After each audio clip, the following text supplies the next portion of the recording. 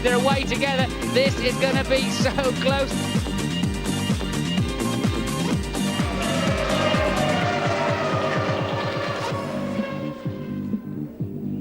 It's advantage Schumacher and Ferrari after qualifying. Now we wonder if the World Championship leader will come good again at the Hungarian Grand Prix. Hello there, welcome to the ITV studio. We have a fantastic view here overlooking the start and that charge to the first corner that is going to be absolutely crucial this afternoon. Roasting hot again here in this vast natural bowl, 15 miles or so from the Danube running through the centre of Budapest. Current temperature 30 degrees. Now then, Tony, Ferrari, they seem to sort of nicked a march a bit on McLaren in qualifying anyway. How have they managed to do that? Well, they've worked very hard, so have McLaren. What they had is drivability problem with the engine, which they've worked on. Aerodynamics, they felt they were lagging behind, they've worked on that, and they seem to have made up that difference. What we have to find out is whether Ferrari is going to be able to use its tyres properly. Remember, it degraded its tyres very badly in France, and that's the big question mark today with the heat. You know, these high temperatures affecting the tyres. And when we're watching Schumacher relaxing around this place, especially in qualifying, saving tyres, he looks strong and he looks very, very confident. Behind the mask, who knows? Tyre degradation a big problem around here, though. Yeah, it is. I mean, Ron Dennis in particular has been talking about it. I spoke to the Jaguar team on the way over just before. Bridgestone said it's not quite so bad this year. They said, well, look, it still is. Some will go with scrub fronts, some will go with new ones. James will no doubt bring us up to speed on that. Absolutely. Let's have a word about David Coulthard. Quickest in the morning warm-up and on the front two rows again. So consistent in qualifying throughout the season. Yeah, because when he went out early on, he got provisional pole position and he'd got an 18-1. I think with his engineer, Pat Fry, they'd gone in their own direction, whereas Mika Hakkinen had taken some fairly radical steps with his car, which weren't going particularly well. Michael Schumacher, though, different class in qualifying. He would have been even quicker if, what was it, Frentzen hadn't got in his way on the way round. I mean, he is, you know, the best racing driver in the world. He's absolutely fabulous to watch, so exciting at every point. Now, Frentzen did get out of his way there, but what you notice, the undulations, the bumps in the circuit, and how nervous his car appears, well, that is exacerbated by these undulations in the track. Just look at him changing lot there as he comes along and blasts his way into the provisional pole position at that time and made everyone else look a little bit silly, it has to be said. But he needs to do it here, he needs to win here, because we've got Spa coming up. After that, we've got Monza, high-speed tracks where McLaren are going to be really, really good. Irvine said, look, he has to do it, otherwise the championship will melt away. That's Irv's view. OK, and Hakkinen and Coulthard just a couple of points behind Schumacher now, but the reigning world champion Hakkinen doesn't seem that happy with the way things are going here. Well, I go back to France before the Saturday night at France. He couldn't get the car right, he couldn't get the balance the way he wanted it. This was the same here, and they tried these radical setups. He went out early and got this one setup, tried it out, went back a bit later and got his way to third place. And considering last year, it's quite a contrast. Now, then David went back out, had another go, and he maintained then the second place, although he got slightly quicker. I think he got a tenth or so more, shaved off that particular time. But again, he's coming back from an accident in Valencia, quite a high-speed accident. And again, the steely resolve you're seeing in the guy. He's up there, front row, and the two fittest guys in motor racing at the moment on the front row of the grid. Tony, we have to give a big qualifying tick to Williams, Ralf Schumacher and young Jenson Button. It's very, very impressive. BMW and Williams, the way they're so competitive this season. Looks a bit like an old sort of First World War biplane sprouting wings on the top of the airbox and goodness knows what, but very effective. That car has been quite cumbersome, quite heavy on slow bends and on slow circuits. They've got a revamped qualifying engine they used in the BMW, and they've also got revised aerodynamics, which Jensen was able to use, and I was very impressed with Button. He was just 3/10 behind Ralph. He's never been here before. I mean, superb. So there we are then, Tony. Michael Schumacher on pole for the 4th time in Hungary. That equals Senna's record here. Take us through the grid. Well, what's Schumacher do? Is he going to go for it? Is he going to hang back a little bit? He's worried about the starts. Clearly, he's been practicing his starts. Coulthard needs to make the best start he's ever made. He's on the dirty side. He's been sweeping the track this morning during warm-up. And we've talked about the Williams BMWs. Barrichello said the track just doesn't suit him. Frentzen says a big test of man and machine today. Fisichella was blocked by Schumacher, complained about that. Button, very, very impressive. Salo in the top 10. Irvine here, big weight of pressure on him. Jack Nasser, the big boss of Ford, is here watching. Wirtz is recovering from his cut leg. He had an accident in Valencia as well. Truly very bad balance on the car. Now, Deniz and Alesi had that big smash together at Hockenheim. There they are, side by side. I hope there's no fireworks from those two. Della Rosa has also said that their car is not suited here at all. Now look at the BAR Hondas though. No grip, no traction. They've been simulating that back at Brackley last night. Have they got a solution? We'll find out. Verstappen says just very, very, very bad with the car. And then at the back, the two Minardis. 12th race of the season. We're almost starting again. It is that close. We have 4 championship contenders now. Michael Schumacher, an uneasy favourite, a couple of points ahead of the McLaren hunters, Coulthard and Hakkinen, supported here by around about 25,000 Finns. Then Barrichello, brilliant winner in Germany, and we'll hear from Rubinho shortly. Fisichella, he has signed for another year at Benetton. Ralf Schumacher putting the Williams on the 2nd row. In the constructors, Ferrari and McLaren are going at it toe-to-toe. 76 points behind come Williams, and they're followed by Benetton, British American Racing and Jordan. That is a massive and disconcerting gap between the big two and the rest. More on that topic now from James Allen. Ferrari and McLaren have 200 points between them this year, while the next place team Williams has just 22 points. All the races this year have been won by drivers from the top 2 teams. So why is the gap so big? And what chance have the others of closing it up? McLaren has been the benchmark team since 1998, when Adrian Newey arrived from Williams. His first design for McLaren was a revolution, and the others are still trying to catch up. At the first race that season, it was 1.7 seconds a lap faster than the next car. So what is the magic ingredient the other teams need to close the gap? I arrived at a time when there was a major regulation change, which I generally enjoy. It allows you to do things that perhaps you couldn't do, or allows new avenues to explore. What happens is, with a new set of regulations, the best resourced teams tend to read it better. They have more research facilities, and so expect to see a big gap to start with, and that slowly close up as, in effect, other people copy. Ferrari have been there or thereabouts since 1997, and this year's car is right on McLaren's pace. Even though the chasing teams have closed up a little in terms of average lap time, the gulf between them and the top 2 remains basically a second a lap. Ralf Schumacher's grid slot today is only the 5th time another team has broken into the front 2 rows this season. Williams didn't expect to be this close to the front runners in BMW's first season, and once the engine's developed, they'll be hoping to find that extra second a lap. I think, yeah, let's go for a good lap, and you've got a McLaren or a Ferrari in front. It can feel a bit strange sometimes when they're pulling away and you know you've done a good lap, the limit of the car, and they're still pulling away. But again, I think with all the engine manufacturers coming back into Formula One, including BMW and also Toyota, and Renault coming back in, I think it's great for the sport, and I think it really is going to close the gap up next year. Last year Jordan were best of the rest, but they've not picked up where they left off. At this stage last season the team had 42 points, today they have just 11. I think the Jordan team has got the potential, especially from next season. We will get the new Honda official engine, so many things will change. And we are sure that we will do a step forward, and for sure we will close this gap. We don't know at the moment how much. Jaguar have fallen back from the benchmark pace of McLaren. Last year as Stewart, they regularly qualified in the top 6, but although Jaguar have one of the best engines in the field, the back end of the car is giving real handling problems. We will do it.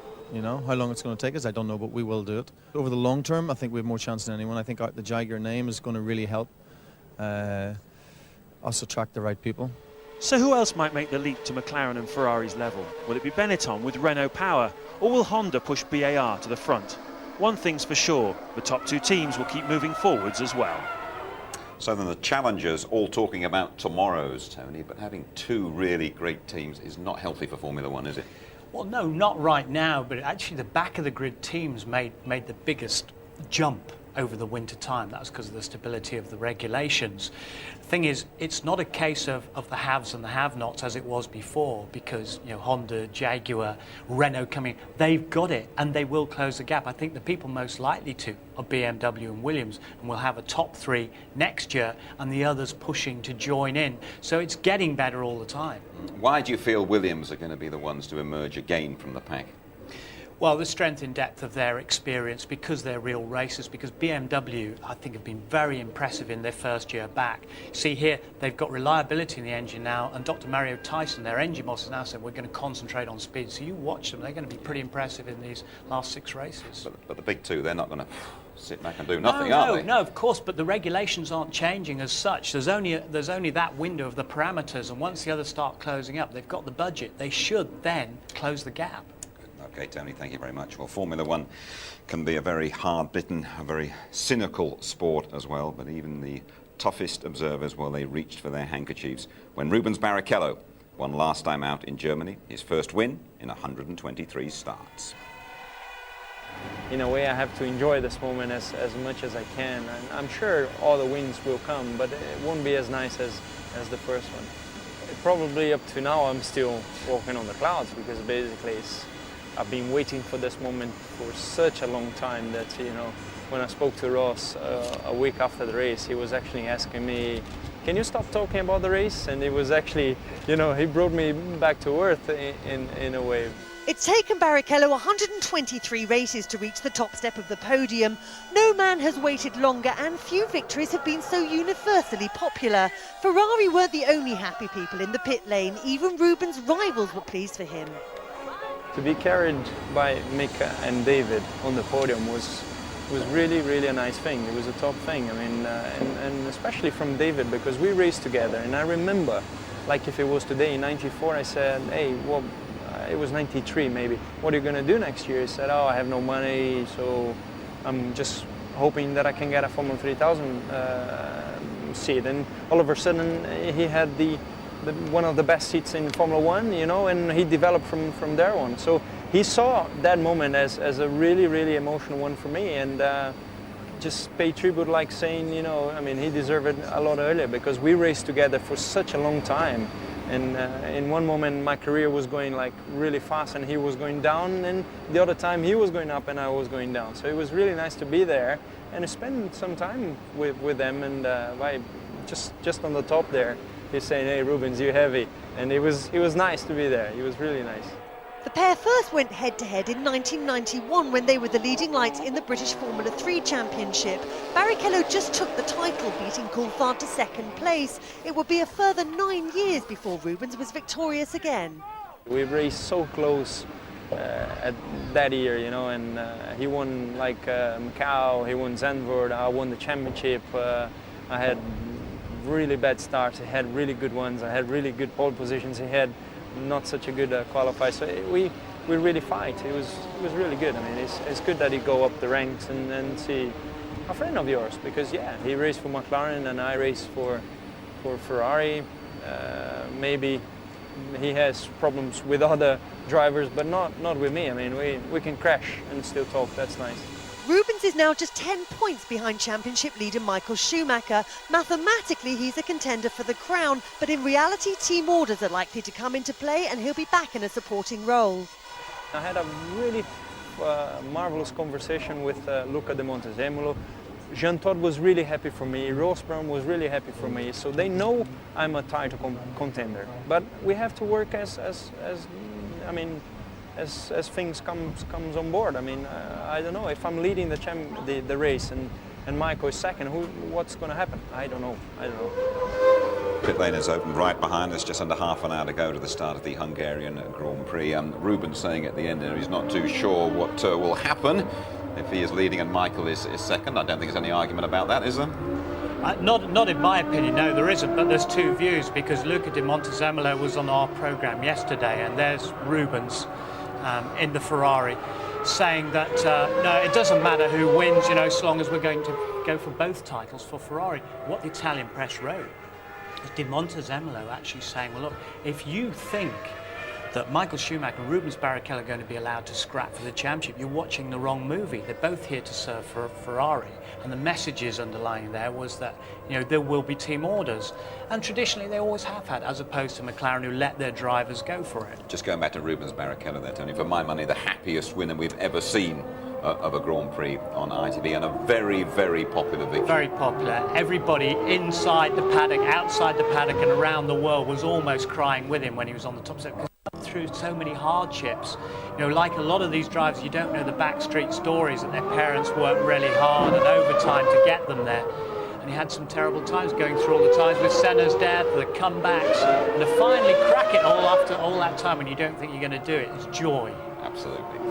Well, the cars are emerging out onto the Hungaroring behind me. It's very tight and twisty. Only Monaco, by the way, has a slower average speed. We always, though, get more than our fair share of drama around this place. The Finns come here in their thousands. Last year, their man delivered. Nice one, Häkkinen. Eddie Irvine is up there. Fisichella is coming through. It's a bad start for David Coulthard and a good start for Mika Häkkinen. Pedro Diniz spinning out of the race. Here is Mika Häkkinen.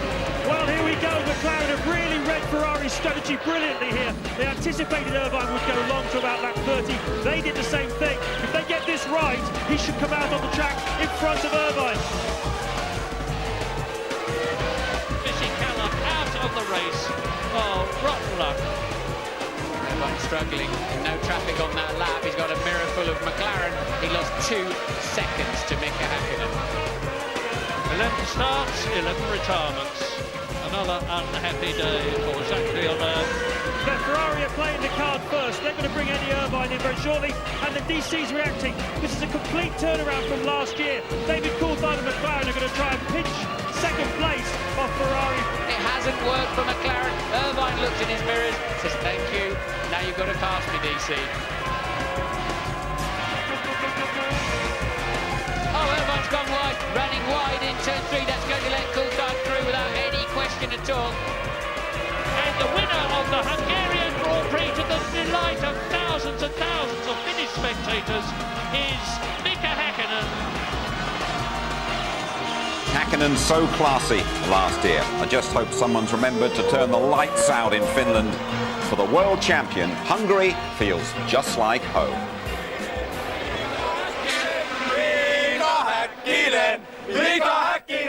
Well, Hungarian Finnish people, they think about the lights the same. The language is the same, and they might be like a castles together.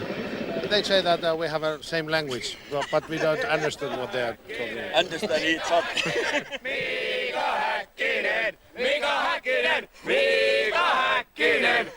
I think Finnish people are very proud of him, what he's doing and everything for our country. He's cool. He's Iceman. He don't lost his nerves. Here is white. I like this. He's always driving with his brains. Not like Michael Schumacher. I think that Mika is the typical Finnish man. He's a little bit shy and a little bit quiet and he's not so proud like Schumacher is. I have a message to say. First lap, show me out.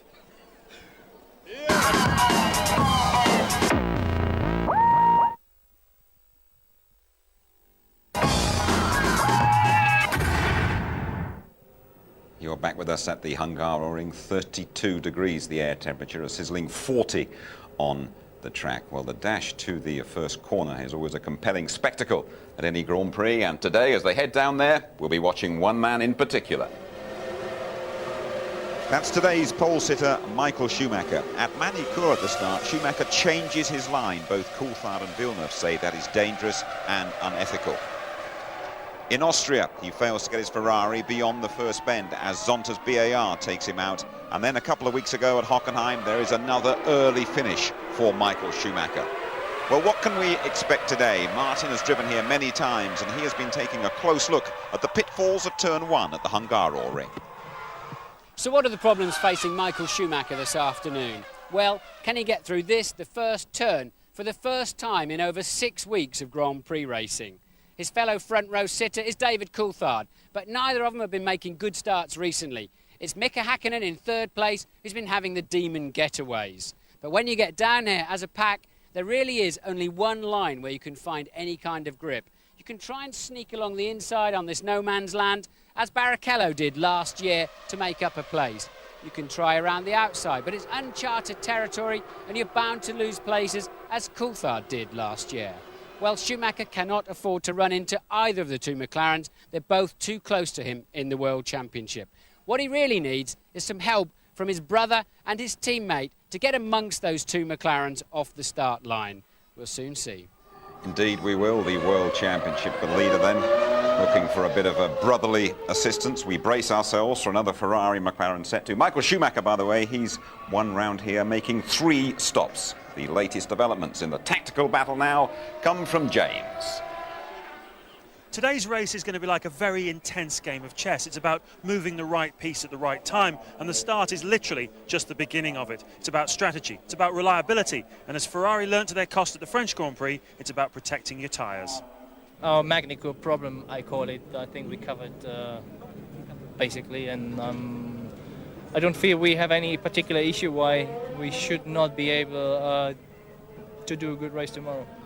I have to have a really good start, because if I'm behind Ralph or something, I could lose, you know, just the momentum. So to be honest with you, straight to the point. I have to go forward and keep a really good pace. You have to look after the rear tires. That's something. It would have been better to be pole, of course, because it gives you a good clean run down to the first corner. But as I didn't make use of that in Hockenheim, maybe I can do a better job here. Michael obviously has difficulties now to do the start and the first corner, because what has happened in the last couple of Grand Prix. David has been a very aggressive and fast driver, so I don't know. I'm probably best person to look at it. One of our guys should make a good start, and hopefully, whether it's David or Mika, the run up to the first corner will allow them to take the lead. Now, Michael could choose to run light to eliminate that possibility and then dominate the pace of the race from the front. But we're pretty much prepared for any strategy. It certainly is a race of many stops. Quite how many, I'm not sure yet. But it's certainly not a normal one-stop race. And tyre degradation could be quite high tomorrow if the weather's hot. So probably some flexibility in the strategy as well will be necessary, because whether you're leading or in third place, at the beginning of a race obviously changes the strategy quite a lot. You clearly can't put the drivers in a position where they can just be selfish and do their own thing. So we will have a strategy, and it will require, according to the circumstances that prevail, it will require our drivers to work together. We're quite happy. Car's working well. Michael's on top form. So I'm looking forward to a race tomorrow. So what does all this mean in practical terms? Well, I expect most teams to stop twice today, with the first pit stop around lap 28 to 30. But it'll be that middle stint of the race that'll be the make or break. A couple of years ago, you might recall, Michael Schumacher switched onto a 3-stopper and won the race, but I expect McLaren will have that covered today. The weather's a little bit uncertain, so as Ross Brawn said, flexibility is going to be the key. Uncertain weather, a few showers predicted, but absolutely no sign of them whatsoever at the moment. Tony Jardine, how do you best guess the start of the Hungarian Grand Prix? Well, obviously it's very difficult to say, but going with Ron there, it may well be that Ferrari did decide to go for a 3-stopper so they could get Michael off the line, and they also might do that because they're a little bit worried about the tyre wear. McLaren are not, potentially. So we've got this fascinating contest. between the two top runners. And David Coulthard we're looking at now with his fiancée, Heidi Wichlinski there. He's got to make the best start he's ever done because he's on the dirty side of the track and have a go down the inside on that dirty bit. See if he can concentrate and outpace Schumacher, because Schumacher's going to be back of his mind. He's made such awful starts recently. Too much wheel spin. You have to make it good. And there's Ralf Schumacher as well, fourth on the grid, his best of this year. Thank you, Tony. Now, the latest news. We are in for a hot race, and Louise starts with details of the morning warm-up. David Coulthard was the fastest man in morning warm-up. Pole sitter Michael Schumacher finished second ahead of Rubens Barrichello, Ralf Schumacher and Häkkinen in fifth. Coulthard starts from second off the racing line, so he spent time this morning cleaning the dust from the track to aid his getaway. It was the same story in the pits. All the drivers were laying down rubber onto the concrete apron to give extra traction out of the pit stops. The concrete is very slippery.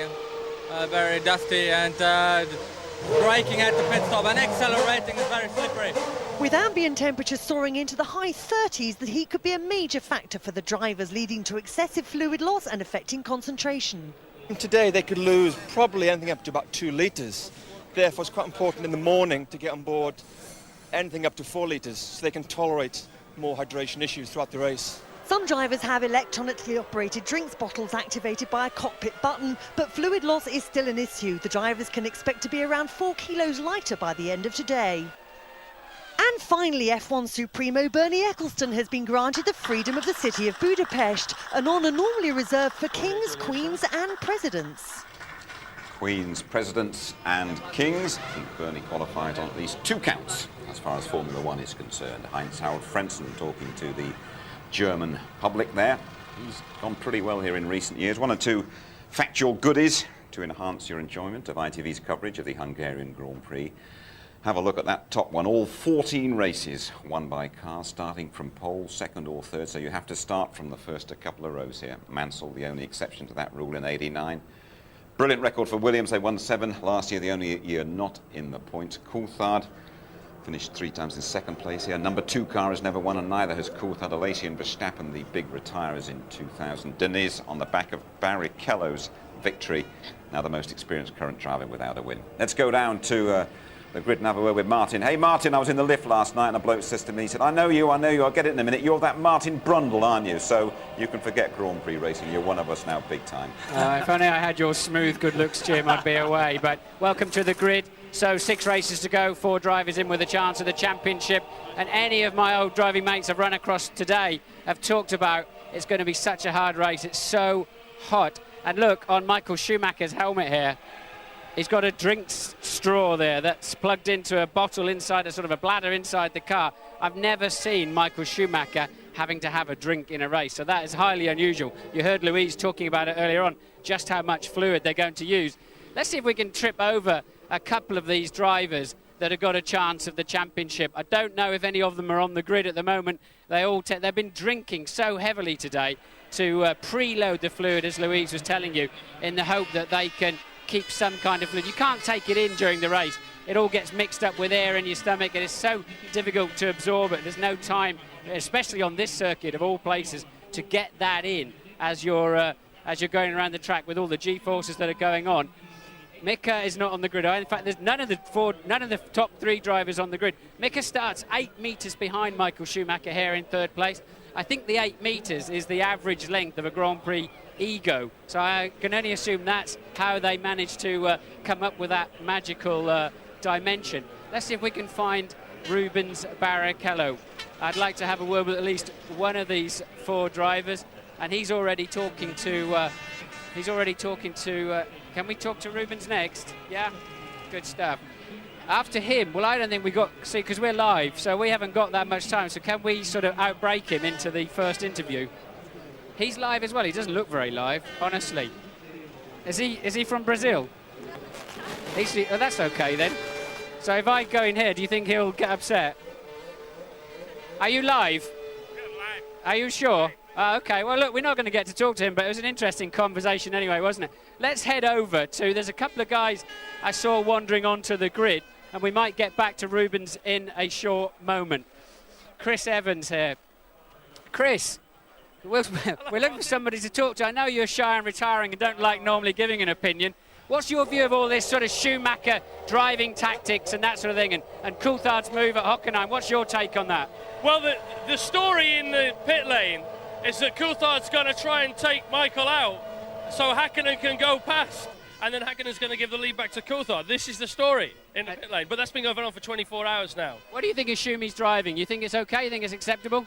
Yeah, absolutely. Fantastic, yeah. I mean, I watched him in qualifying yesterday and he was fighting with the car. I thought he found it easy, but he finds it just as hard as everybody else, but he throws it around. I think it's fine. Yeah, so you're here with Jordan, but you drive a Ferrari on the road like I do. I mean, surely you want Ferrari to win today? No, I do not want Ferrari to win. I want Benson Hedges' Eddie Jordan team to win. I want Heinz Harald to come in, get past the traffic jam and just sort it all out. Because Eddie needs a bit of luck. You know, he's got an angel now that he talks to. Yeah, I know. He told me all about the angel and why, but I think I know who paid your ear ticket out here at least today now. And who paid yours, sir? ITV paid mine, but I'm sure they'll get it back somehow. But is Stephen Hendry around? I wanted to have a quick word. Yeah, he's at the back of the queue. Is he? Because we're having a job sort of...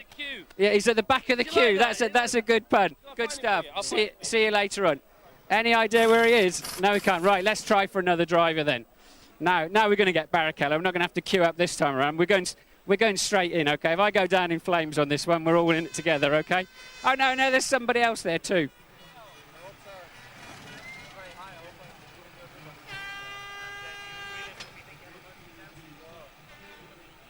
Rubens. So, finally we wanted to talk to some of the guys in with a chance of the championship. You're not where you would want to be on the grid as you were in Hockenheim, but what chance have you got today? Well, if you think that maybe I only had a chance to be fourth yesterday, because this side of the track is so much nicer, I might as well be fifth and have a good start. So the chances are, you have to get on the train and off you go. Strategy. Have you got the car underneath you today to be attacking like you did in Hockenheim? Well, I tried to make it because yesterday it was very difficult, but this morning I was much happier, and I'm okay. Right now I just made more changes. Good luck. Thank you. Back to the studio. Well done, Martin. You got your man in the end. Michael Schumacher on pole in the Ferrari. He's been paying special attention to his starts. David Coulthard right alongside. Never won in Hungary. Mika Hakkinen, the Iceman, carrying massive Finnish support. History tells us don't look beyond the first two rows for the winner unless your name is Nigel Mansell. The Hungarian Grand Prix is next.